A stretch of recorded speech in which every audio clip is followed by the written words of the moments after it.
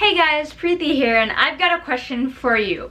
Do booktubers talk about books they didn't like? I've been a blogger since 10th grade in high school, and there you can do basically whatever you want with books. You can insult them, hate them, burn them, etc. Just as long as 1, you don't insult the author because the author is not the book, and 2, you explain why you're not a fan of the book. On Booktube though, I feel like it's a bit different. Granted, I've only been a part of this amazing community since November or December or so, but I've yet to encounter a negative review. I've seen reviews where a person enjoyed the book but had several criticisms, but what if a person just flat out hates a book? I've read a few books recently that I just overall did not like, and I kind of want to talk about them. I know a lot of times authors of the books that are being reviewed are actually on YouTube themselves, and the last thing I want to do is hurt their feelings, but at the same time, I really want to share my opinions on books and which books I think you should stay away from, which books I think you should run towards like your life depended on it. A little while ago, I actually posted one of those reviews about a book I didn't like very much on my blog, which I don't even use anymore. Apparently that's how desperate I am to share what I think. I know, I'm just constantly craving attention. But yeah, shortly after that, I was like,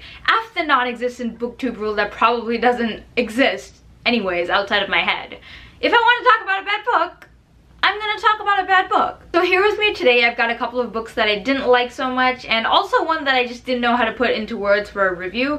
So here we go. First we have 1,000 Letters by Stacey Hart. This is the one that I posted a review of on my blog earlier, and it's supposed to be a retelling of Persuasion by Jane Austen. There's nothing wrong with the writing or anything, and most of the characters are decently developed, but they suck. I know this is how it is in Persuasion too, but this book takes depressing to a whole new level. A really great character has cancer for no reason.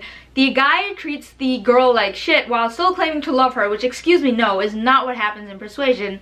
And the main female character, Elliot, does nothing wrong, nothing bad, and nothing against her wishes or her own character.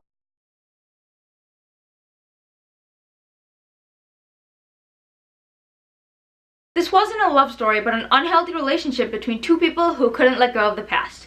It was awful, and I hated it. There, I said it. Smite me if you will, book gods. Oh look, I'm alive. I guess the book gods are cool with negative book reviews.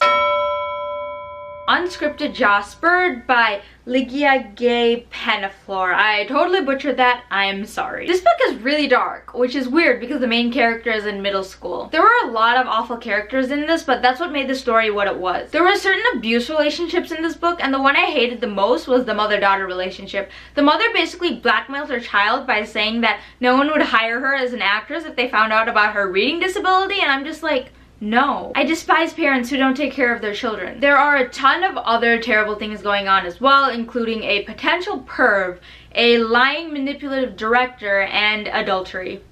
The wonderful life of a middle schooler, folks. The story was honestly fine though. It's about a young girl named Joss growing up in Hollywood. The main problem I had with this book was that the advertising was so misleading. This book is basically sold to readers as a romance between co-stars playing brother and sister, a cutesy kind of thing. Well, first of all, there is no romance, let's just get that straight. The relationship is totally platonic and honestly awkward as hell. All the creepy things going down, I anticipated none of it, but that's all we get from beginning to end. Please don't mislead us innocent readers in the book synopsis. Now we get to Labyrinth Lost by Zoraida Cordova. This book is kind of like Alex Going Down to Wonderland, except it's about Alex, a Bruja with magic, who has to go down to hell instead to save her family who she accidentally sent down there. There was only one thing I liked about this book, and that was the lesbian romance. Speaking of misleading synopsises, a mysterious boy is mentioned in the synopsis at least 500 times, and yet this is a lesbian romance. I'm not happy about being misled, but other than that, the girl was way better than the guy anyways, yay, plus she was a diverse character. Getting past that bit of awesomeness though, I disliked everything else about this book. I didn't really like the main character because she didn't appreciate her loving family.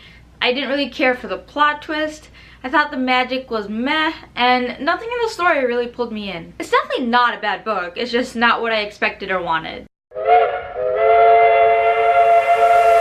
I gave it 4 stars and actually really enjoyed it. A girl named Helen realizes that she has certain powers that can help save the world, and ultimately she has to decide whether to risk her life and reputation or to just let the world down. It's a no-brainer if you ask me, but she definitely struggled with this. I totally didn't get the Jane Austen vibe that this book was apparently trying to give off, but I thought the setting was beautiful, the characters had a lot of depth, and the magic was incorporated really well into Victorian society. Yeah, this book was a bit slow, but you don't even notice because you're engaged with the story the entire time. This was a very, very, very, very slow burn, and honestly, I don't even think Lord Carlston, the love interest, knows his own mind.